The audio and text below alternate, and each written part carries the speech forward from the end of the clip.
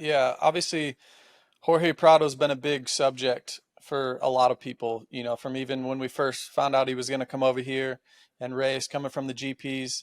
You lived that life. You came from Europe over here. You've been super successful, multi-time champion.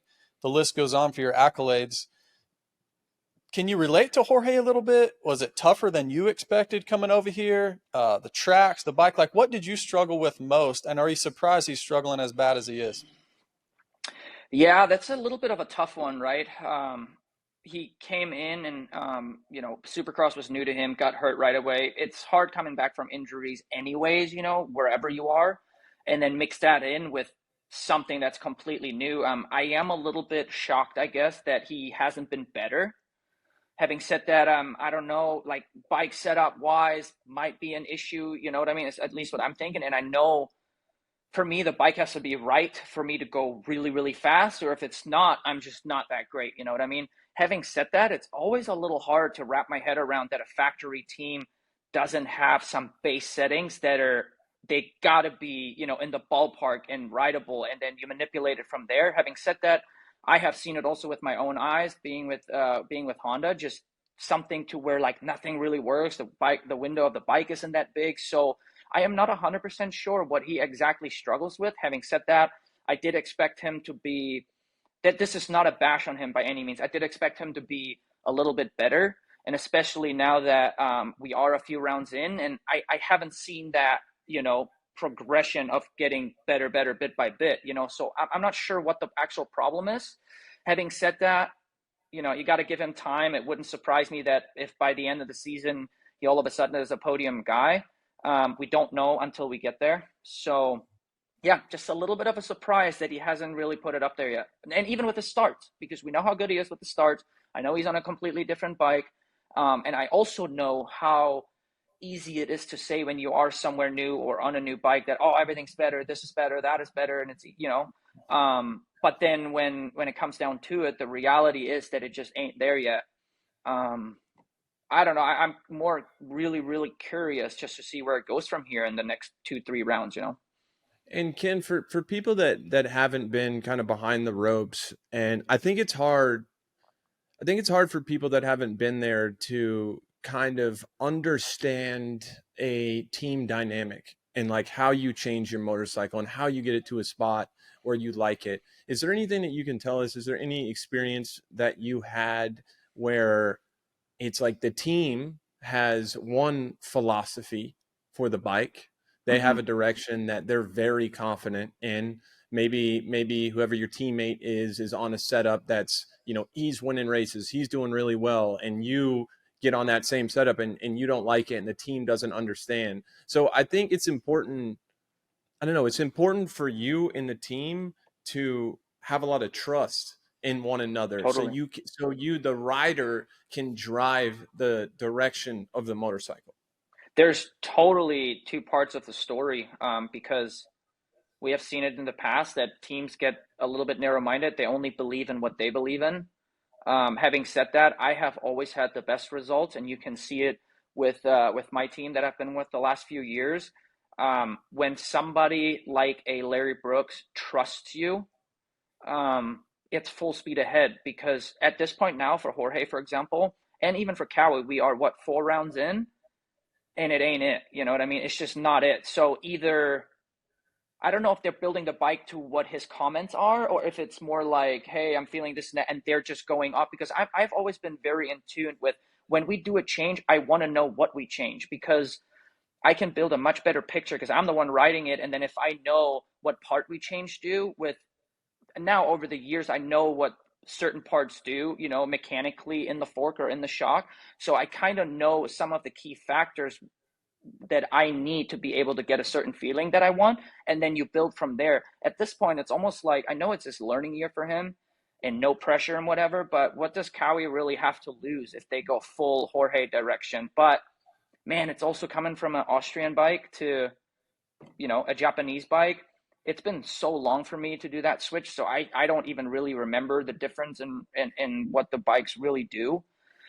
So I just think at some point that the dynamic between rider and team is literally the most important, right? And we know that with the factory teams that whether their hands are tied more, or if it's one person that steers the ship and you guys go off the deep end. But I mean, they have Brock as a test rider, and man, there's got to be something there that's decent enough to like put it up there. You know what I mean? Yeah, I was down at Club MX a couple days last week, and he's got the whole crew out there, working on. Grinding. Yeah, Hmm. everyone trying different engines, trying different suspension. I don't know if they're making progress or not, but they're putting in the time. That's for sure. That's one thing. I mean, they've been almost sun up to sundown pretty much every day last week. So I know they're putting in the effort. And Oscar, who you guys both know really well, the crew chief over there, and he's the best of the best, right? I mean, if Yeah. somebody's going to get it figured out, Oscar's going to be the one to get it worked out. 100%. I mean, if you look from 2015 to 16, he came in with in the last few rounds, and then we went to work with the 2016 bike, same everything, just a different way of going about it, with some different parts, but structurally completely the same thing. But the bikes were literally different than day and night. You know what I mean? And then on top of that, I think I heard people say that, the bike's too slow or it's not fast enough. There is no shot in hell that the bike ain't fast enough. It just, and on a 450, you just don't, it doesn't matter that much. You know what I mean? Yes, for the start, there's differences, but they all got plenty of power to make some magic happen. You know what I mean? So I don't believe that it is the motor. Pure power wise. Now we all also know that certain parts in the motor can make the bike feel super heavy and just tight feeling and bound up. So I can see how that may be the case.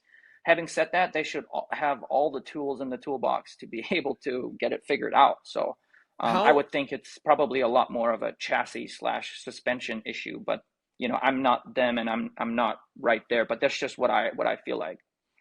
and kind of transitioning, you can answer this question. It kind of relates to what Jorge is going through a little bit, but how much weight is there to learning the tracks too? Like, do we need to give him like a fair amount of leeway because you did it? I mean, it's been a long time, but you raced the GPs, you raced those tracks. I saw an interview with Jorge on Gypsy Tales where he was talking about the tracks. A lot of the GP tracks are a little bit tighter than they are over here. Were the tracks like really that much different for you, if you can remember, when you came over here, or not so much? They are, but they're not. I just think you have a little bit more variety maybe in the GPs when it comes to, there's some that are super slow, hard pack, steep hills, just like, you're just weaseling your way around the track. But then they have Matterley Basin, which is super fast, you know what I mean? There are tracks that are normal. So I don't know, man. I don't believe in the that the tracks are so different. I don't know what to do type thing. He's raced plenty of tracks and plenty of races to figure that out. Having said that, I think maybe the biggest issue is, and it's like, I think I heard him say it in the Gypsy Tales podcast as well, that um, he's been watching the races for years, so you have an idea of the track because if we watch a race, or when it comes to Supercross even, the tracks are always new, but you watch some press day footage and in your mind you already kind of know what to do, without even having to be at the track. So I'm sure that mentally, or at least what I would do coming here, is you got to watch the races ahead of time, right? So you can get an idea of what's going on. And then, I mean, the practices are short. So I think maybe that he struggles with it more, that it's, a lap and a half, 2 laps, and then it's wide open to lay down a lap time. I can see that being the case. But man, when you're a rider of his caliber, you got to figure it out, you know, on the fly, like quickly. And then again, I think some riders have that in them where they just learn the track really quick and others don't. Yeah. So it's a tough one. And then, if you compare it to me, we are on such different stages in our life when we came over here. So I was on Yeah. a 250 class. I didn't have a bunch of championships under my belt. I was a kid still. He's not really a kid, he's raced MX1, got titles there. So they were just quite a bit different scenarios. Having said that, I think you have a lot more help nowadays. I think a lot of people, just word of mouth, what we talk about, people just know how to approach things a little bit differently now when they come over, where I feel like all those years ago, 2011, it just, I don't know, you got kicked in the deep end, go over there and do your thing. And I had zero Supercross experience as well. And then you just gotta you got to get going, and then also being with KTM, the bikes back then weren't that good. We were just trying to revamp the KTM brand over here with Rogers. So there was just a lot of other things to be learned when I came over as well. So having said that, I mean, I am sure, I'm pretty positive he will figure it out. It's just a matter of how long is it going to take, and where is he going to be when he's at his absolute best? Like, can he win on a weekend basis? I mean, I'm sure he can, but man, Eli's there, Jet's there, Aaron's been riding really good, right? It's just, I call it a construction zone. Like, it's going to take a little bit, and you got to do some digging, that's for sure. Trying to figure out what's going on, what he needs to be able to be comfortable internally, to go out there and be confident.